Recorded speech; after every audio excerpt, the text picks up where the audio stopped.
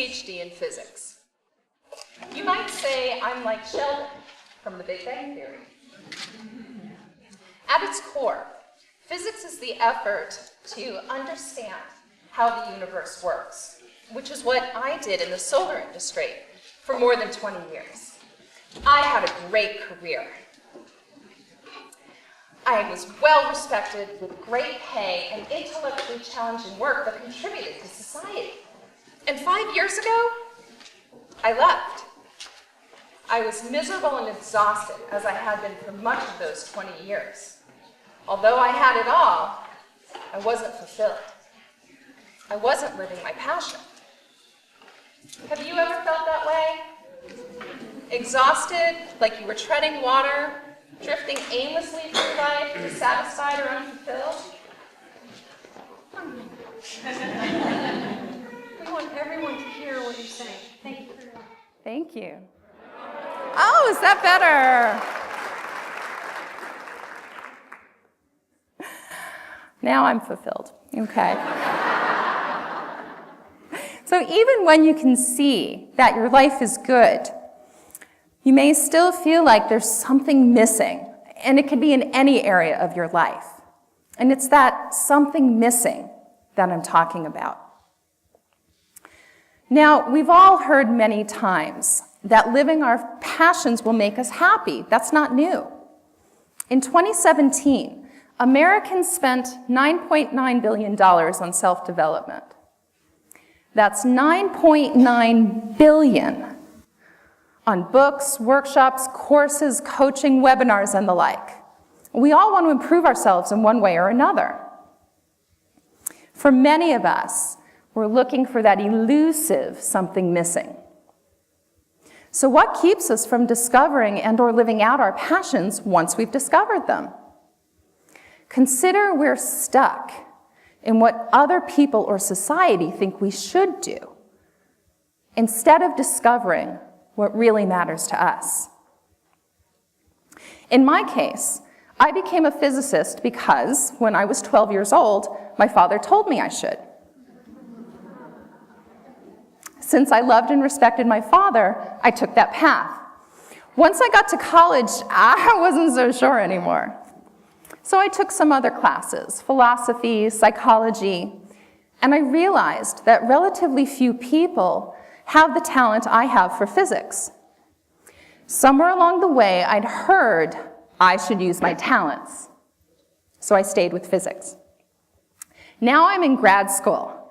And I'm exhausted, depressed, and just miserable, and I want to quit. But I'd been voted most likely to succeed in high school.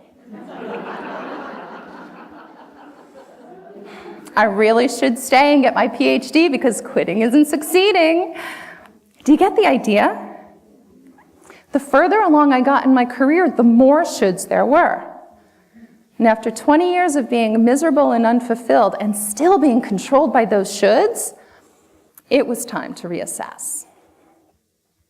When I took the time to reassess, I realized what really matters to me is helping people see the world in new ways.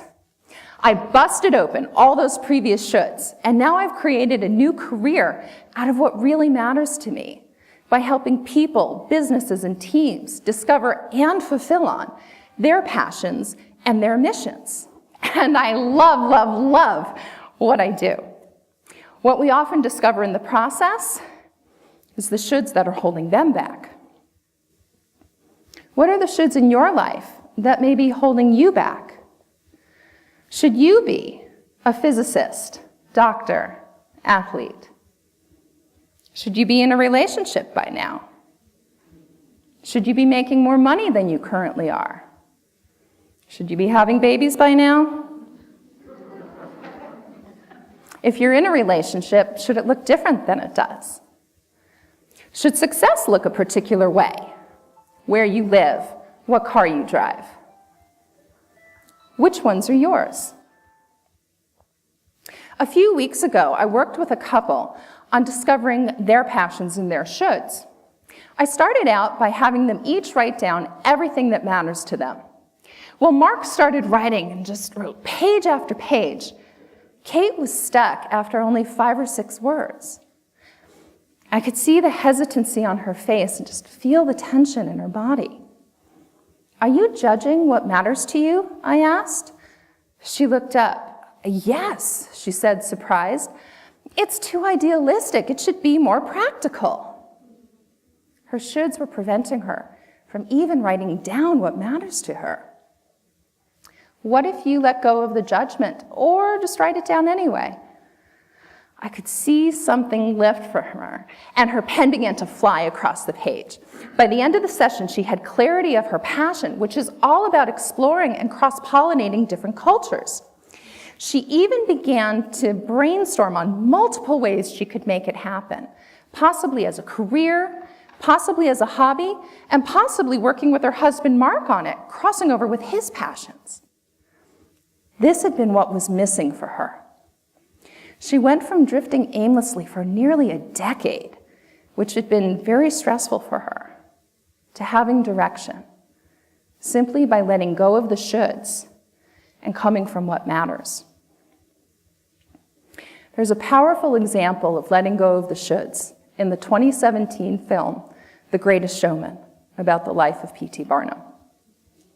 Barnum created the circus by taking the misfits of society, those who don't fit in because they don't fit the shoulds, and giving them a place where it's okay to be who they are. A place where it's okay for a woman to have a beard, for a man to be 3 feet tall or 8 feet tall, for siblings of an unappreciated race to have talent. There's a powerful scene in the film in which the circus performers are kept out of a party because they shouldn't be in that society. The film culminates with the song, "This Is Me," in which the performers state loudly and clearly, "Look out, 'cause here I come. And I'm marching on to the beat, I drum. I'm not scared to be seen. I make no apologies. This is me." I encourage you to do the same. To discover and live your passion, let go of the shoulds of what society says you should be, and start from what really matters to you, from the beat you drum. How do you do that? Take the time to write down what matters to you. Get in touch with it. Then look for your shoulds and assess, are they someone else's shoulds, or are they societal norms holding you back? Find the shoulds that don't match what matters to you and bust them open. It may take courage to take that next step, but it's worth it. You just might find what's been missing. Thank you.